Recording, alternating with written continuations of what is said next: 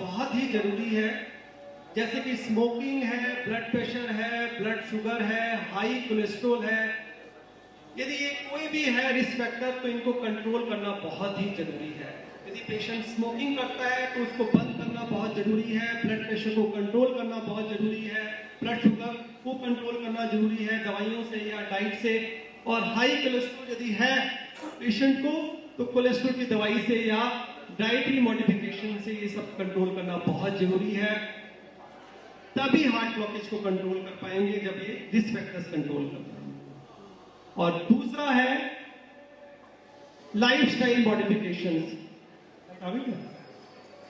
Lifestyle modifications में आता है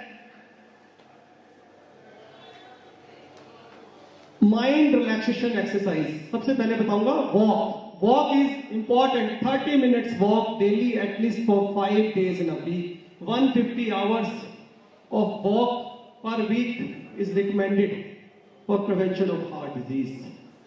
और तीसरा है regular mind relaxation exercise 15 minutes in the morning, 15 minutes in the evening. और कंट्रोल ऑफ वेट। इफ आप ओवरवेट हैं तो वेट कंट्रोल करना बहुत ही जरूरी है हार्ट डिजीज को प्रिवेंट करने के लिए। फिर डाइटरी मॉडिफिकेशंस, डाइट को ठीक डाइट लेना बहुत ही जरूरी है। सबसे इंपॉर्टेंट है high fibre diet, use of sprouted grains, अंकुरित अनाज का ज्यादा इस्तेमाल करें डेली बेसिस पर। मोट है, चना है, साबुत मूंग है, उसको भिगो के अंकुर निकल के उसको डेली खाएं, उससे फायदा होता है, नसें खुलती हैं, ब्लॉकेज कम होती है। उबाल कर भी ले सकते हैं, उबाल कर भी खा सकते हैं, पहले उसके अंकुर निकाल के उबाल कर खा सकते हैं। मोर green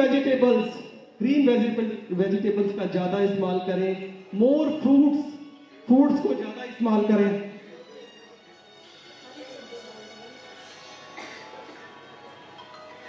high calorie fast calorie diet, जो कि फास्ट फूड है, उसको रेगुलर बेसिस पे इस्तेमाल ना करें।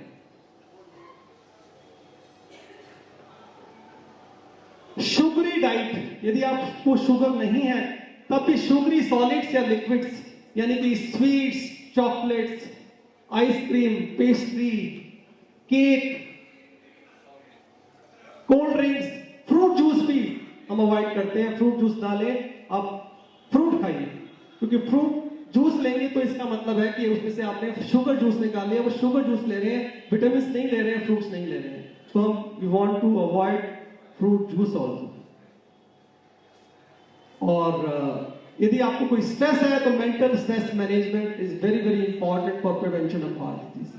कोई माइंड में स्ट्रेस ना रखें। तो यदि आपको लगता है कि स्ट्रेस दूर नहीं हो रहा तो आप साइकोलॉजिकल काउंसलिंग करें, खुद ही काउंसलिंग करें और स्ट्रेस को दूर करें, वेरी वेरी इंपॉर्टेंट।